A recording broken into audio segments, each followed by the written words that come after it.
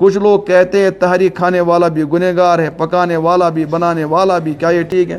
तहर क्या बतस त्राव लिदर, बतस त्राव क्या लिदर बने तो अत क्या परेशान लिदर मुकर बत मुकर तहर नाजायज।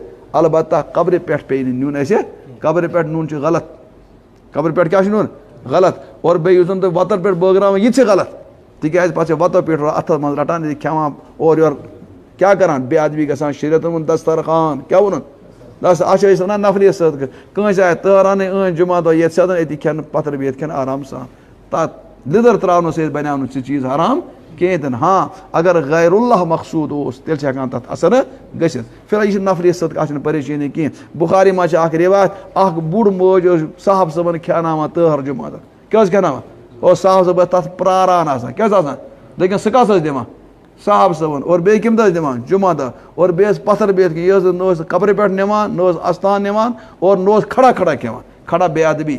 यमन चीज़न ख्याल थे तेल हर्ज पर्ज की।